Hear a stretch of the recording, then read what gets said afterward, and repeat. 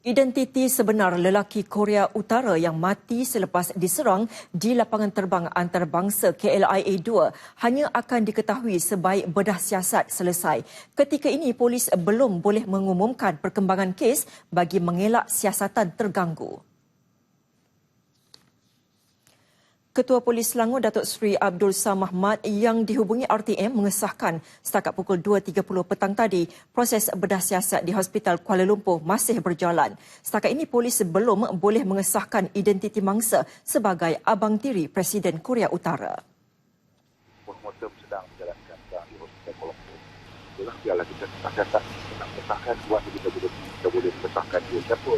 Kita semua seperti mana yang ID dekat kita umumkan identiti dia berdasarkan kepada pasport yang kita. Polis turut menyiasat sama ada suspek masih berada di Malaysia atau telah ke luar negara. Kes dirujuk mengikut Seksyen 302 Kanun Keseksaan kerana bunuh. Dan sementara itu, laporan bedah siasat untuk mengetahui punca sebenar kematian lelaki warga Korea Utara terbabit dijangka selesai hari ini. Bedah siasat dijalankan sejak awal pagi tadi di Hospital Kuala Lumpur. Bagi mengetahui perkembangan terkini, kita bersama wartawan Dian Fatihah Maknoh di lokasi. Jadi silakan Dian.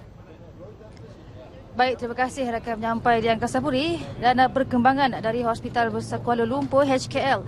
Proses bedah siasat seorang lelaki Korea Utara Kim Jong-nam masih dijalankan di Institut Perubatan Forensik Negara HKL.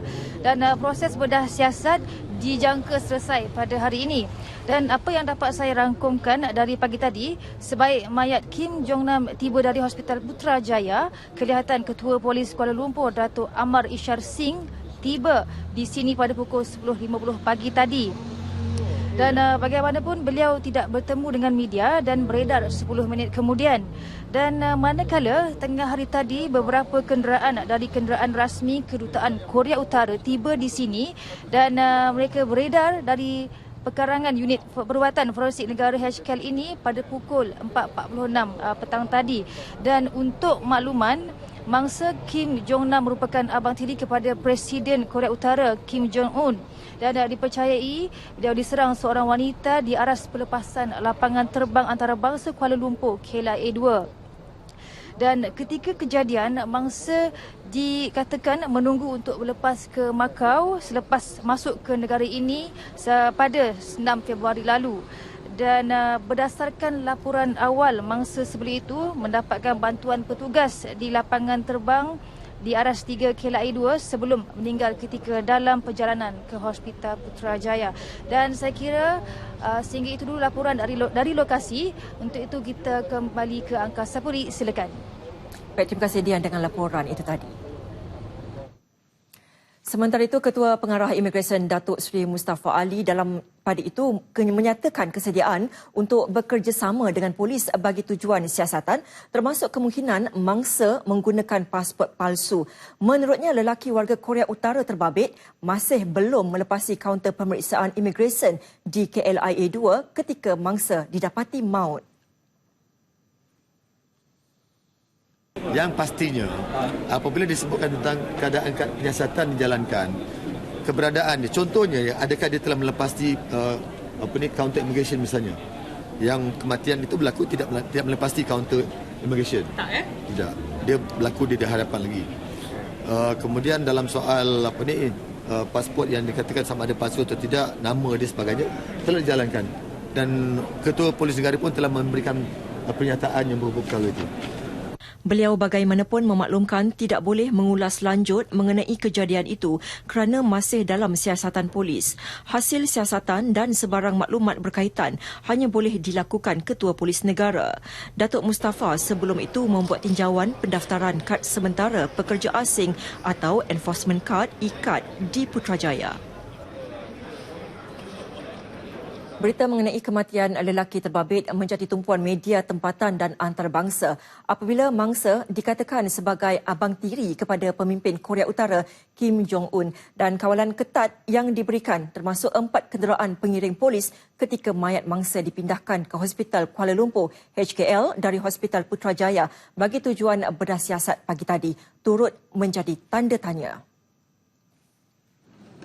Ketua Polis Daerah Sepang ACP Abdul Aziz Ali juga dilihat berada di dalam sebuah daripada kenderaan itu. Diiringi kenderaan polis, van putih yang membawa mayat mangsa dilihat bergegas keluar kira-kira pukul 8.55 pagi bagi mengelak puluhan wakil media yang berkumpul di Jabatan Forensik Hospital itu sejak petang semalam. Sumber hospital memberitahu pakar Hospital Putrajaya memutuskan pemindahan itu memandangkan HKL mempunyai lebih banyak kemudahan selain ruang lebih besar bagi tujuan bedah siasat.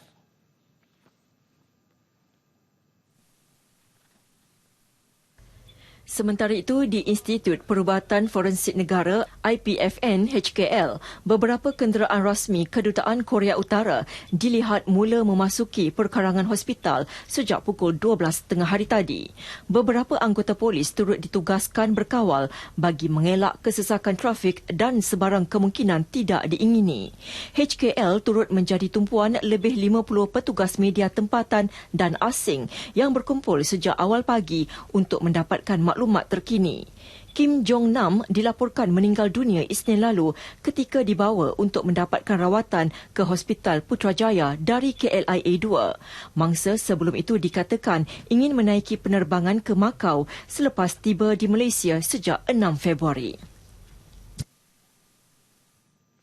Bagaimanapun, kerajaan Korea Selatan mengesahkan identiti mangsa sebagai Kim Jong-nam, abang tiri kepada Kim Jong-un. Jurucakap Kementerian Penyatuan Korea Selatan, Jong Joon-hee, bagaimanapun berkata, siasatan lanjut mengenai punca dan motif pembunuhan masih dijalankan pasukan polis Malaysia. Seoul akan turut memantau sistem keselamatan yang membabitkan individu yang didakwa Pyongyang sebagai pembelot dan pertukaran pegawai antara selatan dengan utara. 정부는 이 지금 살해된 인물이 김정남이 확실시 된다라고 판단을 하고 있습니다. 그리고 말레이 정부는 특정하진 않았습니다. 지금 조사 중인 사항이라서 좀 더 자세한 것은 나중에 관련국 정부가 발표한 다음에 있어야 될 일이고요. 정부는 긴밀하게 말레이시아 정부와 협조할 것이다라고까지만 말씀을 드리겠습니다.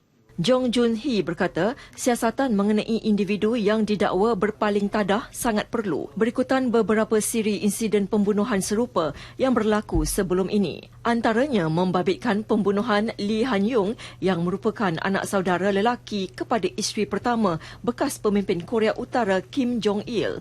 Lee Han-yong ditembak mati di apartmennya di luar Seoul pada 1997.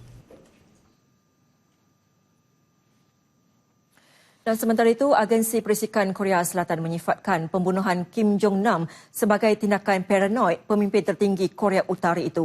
Anggota Jawatan Kuasa Perisikan Kebangsaan Kim Yong-ki juga mendakwa Pyongyang telah merancang melakukan pembunuhan tersebut sejak sekian lama dan dua pembunuh wanita yang terbabit membunuh Kim Jong-nam turut dipercayai masih berada di Malaysia. 지속적으로 암살 기회를 엿보면서 준비하고 있었고 결국 오랜 노력의 결과로 이번 암살이 실행된 것으로 보입니다. 따라서 암살 타이밍은 특별한 의미가 없고 오랜 스탠딩 오더가 집행된 것으로 분석됩니다. 또한 김정남이 자신의 통치에 위협이